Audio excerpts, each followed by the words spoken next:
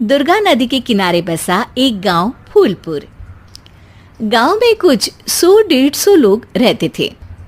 अंजलि, जो कि पास ही के जिले में रहती थी और 12वीं पास कर चुकी थी, उसके पिताजी ने बेटी को जल्दी विदा करने के लिए उसकी शादी फूलपुर गांव के मुकेश से करवा दी थी।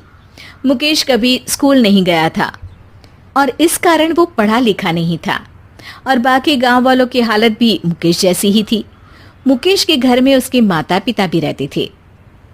सासू माँ, मैं बाहर मंदिर तक जा रही हूँ, आधे घंटे में आ जाऊंगी।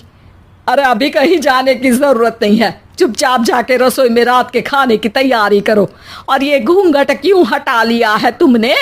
क्या पता नहीं कि इस गांव में औरतें बिना घूंघट के नहीं रहती? रात में अंजलि छत पर जाकर अपनी मम्मी से बात कर रही होती है। तभी गांव की 3-4 औरतें उसे देख लेती है और दरवाजे पर आकर उसकी सास से शिकायत करने लगती है। और क्या हुआ? अरे छत पे तो देखो, आपकी बहू मटक मटक के किसी से फोन पर बात कर रही है। दिन भर फोन पे लगी रहती है। अरे कल तो मंदिर के पास वो क्या कहते हैं, सेल्फी ले रही थी। शहर की बहू रखना अच्छा शान की बात है, पर देखना इसके लक्षण से ये तो तुम्हारे परिवार को बदनाम ना कर दे। ये पहली बार नहीं था जब सास से गांव के लोगों ने अंजलि की बुराई या शिकायत नहीं की हो। अब तो ये रोज की बात थी। अंजलि ये सब सुन लेती है। जब वो नीचे जाती है तो मुकेश भी वहां आ जाता है। सास कहती है, बेटा, लोग घर आकर शिकायत करने लगे हैं बहू के कामों की। देख लो, पति हो, संयम से रखो इसे। माँ जी, मैं तो अपनी माँ से बात कर रही थी, क्योंकि यहाँ कोई बात करने लायक ही नहीं है और अब मैं माँ के पास ही रहूंगी। वहाँ क्या रहना, वहाँ बाहर के लोग तो ठीक है, पर घर के लोग भी इज्जत ना दे सके। अरे नहीं नहीं अंजलि, ऐसा नहीं है, धीरे धीरे सब ठीक हो जाएगा, तुम फिक्र ना करो।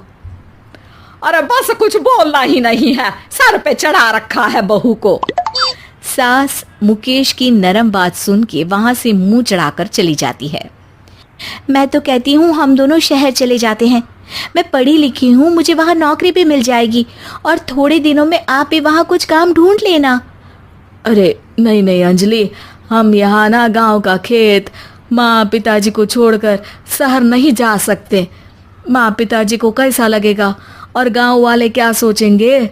ये कहकर मुकेश सोने चला जाता है और अंजलि की गांव वालों द्वारा बुराई का सिलसिला बहुत दिनों तक चलता ही रहता है। लेकिन अंजलि गुस्सा ना दिखाते हुए समझदारी से काम लेती है। बारिश का मौसम चालू हो जाता है। जोरदार बारिश से पूरे गांव में हाहाकार मच जाता है। दुर्गा नदी में बाढ़ आ जाती है और बाढ़ का पानी पूरे गांव की फसल तबाह कर देता है। फसल की ये हालत देखकर गांव वाले निराश हो जाते हैं और बात तो यहाँ तक पहुँच जाती है कि कुछ लोग तो अंजलि को इस सब का दोषी ठहरा देते हैं। अरे पूरी फसल तबाह हो गई, पता नहीं किसकी नजर लग गई है। अरे जब से चौधरी परिवार में ये शहर की बहू आई है ना, तब से ही गांव की शांति चली गई है। इसके कर्म कांड से माँ दुर्गा नदी भी खुश नहीं है। ये सब सुनकर बेचारी अंजलि रोते हुए अपने घर चली जाती है। कुछ दिन बाद सभी गांव वाले अपनी फसल का मुआवजा लेकर अपने अपने घर आते हैं। मुकेश भी 1500 लेकर आता है। अंजलि को जब पासबुक दिखाता है तो अंजलि हैरान हो जाती है। अरे, ये पासबुक में तो उन्होंने 4000 की एंट्री करी है और आपको सिर्फ 1500 दिए। सच में? अरे, वो सरकारी अफसर आपको बेवकूफ बना रहे हैं। सरकार की तरफ से हमें 4000 मिले हैं, लेकिन बाकी का सारा पैसा खुद ही खा रहे हैं। आप लोग के अनपढ़ होने का फायदा उठा रहे हैं। ये सब सुनकर मुकेश परेशान हो जाता है, लेकिन अंजलि उसे हिम्मत से काम लेने को कहती है और सुबह होते ही मुकेश को पंचायत कार्यालय ले जाती है और साथ में गांव के और लोगों को भी।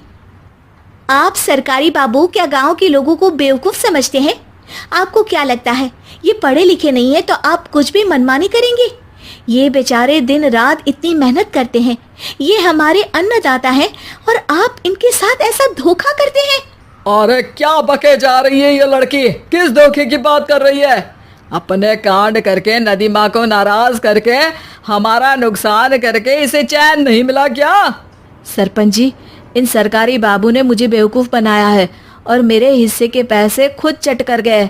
बस ये सुनते ही सरपंच वहां से दुम दबाकर भाग जाता है। पता चलता है कि जनपद अधिकारियों ने गांव के सरपंच के साथ मिलकर सबके साथ धोखा किया है। सब लोगों का विरोध शुरू हो जाता है और आखिर में अधिकारी सब गांव वालों के हिस्सों के बचे हुए पैसे उन्हें लौटा देते हैं और कई दिन तक सरपंच गांव में लौटता ही नहीं। अंजलि, तुम नहीं होती तो हम गांव वालों को तो पता ही नहीं चलता कि ये हमें हर बार बेवकूफ बनाते हैं। हाँ हाँ अंजलि बेटी, हमें माफ कर दो। हम सब तुम्हें बुरा भला कहते रहे, लेकिन तुमने ही आज हमें बेवकूफ बनाने से बचाया है। हमें तुम पर गर्व है बेटी। अब समझ आया कि सरपंच तुमसे नहीं, तुम्हारे पढ़े लिखे होने से नफरत करता था। क्यों ना इस बार हम अंजलि को ही सरपंच पद के लिए चुन ले? क्या कहते हो गांव वालों? पढ़ी लिखी सरपंच। बस पूरा गांव अंजलि के लिए ताली बजाता है और अंजलि की सास उसे खुशी से गले लगा लेती है।